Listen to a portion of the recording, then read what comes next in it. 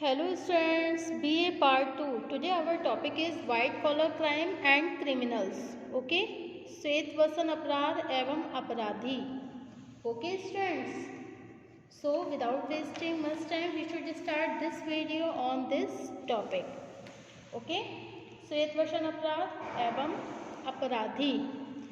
आज राज्य द्वारा घोषित अपराध के आंकड़े समाज विरोधी व्यवहारों की वास्तविक समस्या को सही रूप से स्पष्ट नहीं कर पाते हैं. ओके, वैधानिक दृष्टिकोण से अपराधी केवल वह व्यक्ति है जिसके द्वारा किया गया कानून का उल्लंघन न्यायालय द्वारा प्रमाणित हो जाता है तथा इसके लिए उसे राज्य की ओर से दंड भी दिया जाता है. केवल दंड प्राप्त ऐसे व्यक्तियों की संख्या के आधार पर ही हम अपराध की समस्या को समझने का प्रयत्न करते हैं. इसके विपरीत अपराध की समस्या का वास्तविक संबंध उन व्यक्तियों से है जो समाज में संभ्रांत वर्ग के सदस्य होते हैं, उच्च राजनीतिक तथा प्रशासकीय पदों पर आसीन होते हैं, बड़ी बड़ी व्यापारिक फर्मों का संचालन करते हैं, समाज सुधार में बहुत बड़े चढ़े होते हैं तथा नीतियों का निर्माण करने के प्रति उत्तरदायी होते हैं. इनकी आर्थिक शक्ति तथा प्रतिष्ठा के कारण कोई व्यक्ति इन पर अंगुली उठाने का साहस भी नहीं कर पाता.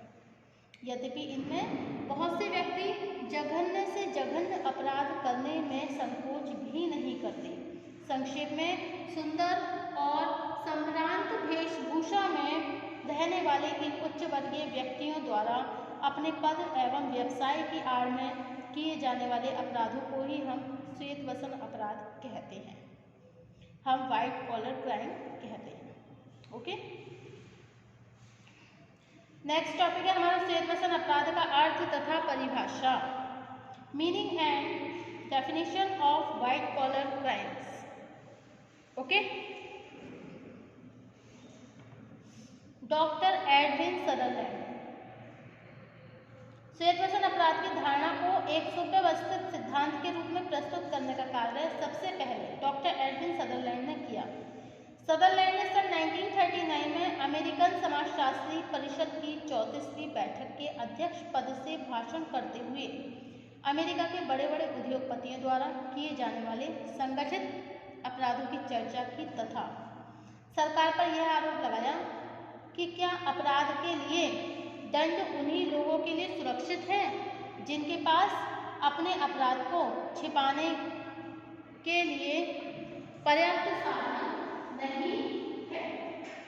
ओके,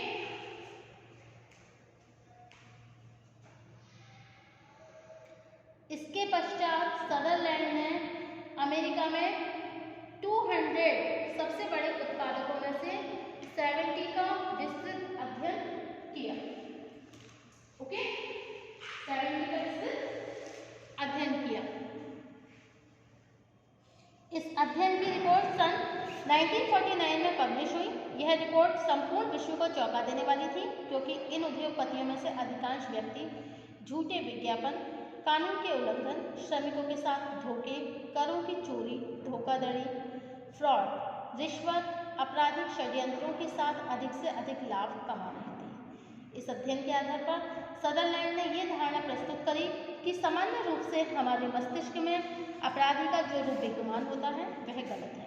हम उन्हीं अपराधियों के बारे में विचार करते हैं जो कानून के द्वारा दंडित हो चुके हैं. लेकिन जब हम समाज के इन उच्च स्तरीय श्वेत वसन अपराधियों की ओर देखते हैं तो इस बात की आवश्यकता पैदा हो जाती है कि अपराध की धारणा तथा अपराधियों के वर्गीकरण को नए सिरे से समझा जाए. उपर्युक्त आधार पर सदरलैंड ने सभी अपराधियों को 2 श्रेणियों में विभाजित किया है. ओके, नंबर 1 निम्न वर्गीय अपराधी तथा नंबर 2 श्वेत वसन अपराधी. ओके, अब नेक्स्ट है आपकी definition Clinard. Clinard के शब्दों में according to Clinard. Okay,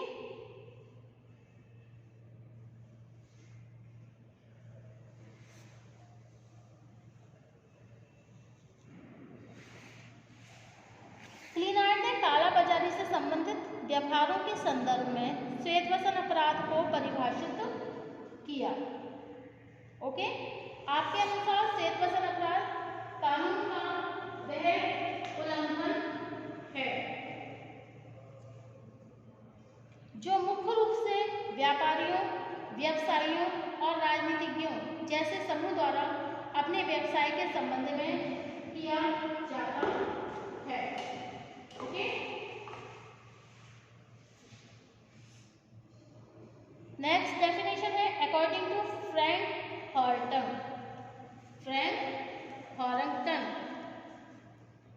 Horton ने बोला है कि श्वेतवसन अपराध व्यापार से संबंधित कानूनों का ऐसा उल्लंघन है जो किसी कंपनी, कारखाने, प्रतिष्ठान या उसके प्रतिनिधियों द्वारा अपना व्यापार चलाने के लिए किया जाता है। श्वेतवसन अपराध की यह परिभाषा अपूर्ण और अस्पष्ट मानी जाती है। ओके, अकॉर्डिंग टू सदरलैंड के शब्दों में white collar crime may be defined approximately as a crime committed by a person of responsibilities and high social status in the course of his occupations by Sutherland ने बोला है कि श्वेतवसन अपराध को एक ऐसा अपराध कहा जाता है जिसे एक प्रतिष्ठित तथा उच्च सामाजिक स्थिति वाला व्यक्ति अपने पेशे के दौरान करता है। ओके,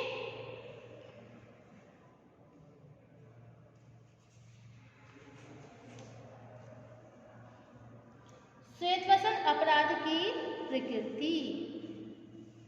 श्वेतवसन अपराध की प्रकृति को निम्नलिखित विशेषताओं के आधार पर सरलतापूर्वक समझा जा सकता है। नंबर 1, सामाजिक आर्थिक वर्ग के उन लोगों के द्वारा, मतलब ये श्वेतवसन जो अपराध होते हैं वो सामाजिक आर्थिक वर्ग के उन लोगों के द्वारा किए जाते हैं जिन पर अपराधी होने का साधारण लोगों को संदेह नहीं होता। सेकंड है पेशे का लाभ, इनमें व्यक्ति पेशे का लाभ प्राप्त करता है श्वेतवसन अपराधों में। इसका तात्पर्य है अधिकारी, राजनीतिक, वकील, डॉक्टर अपने पद का लाभ उठाकर अप्रत्यक्ष रूप से कानूनों का जो उल्लंघन करते हैं उसे हम श्वेतवसन अपराध कहते हैं। नेक्स्ट है अप्रत्यक्ष। ऐसे अपराधों की प्रकृति साधारणतः प्रत्यक्ष न होकर अप्रत्यक्ष होती है। नेक्स्ट आर्थिक प्रकृति।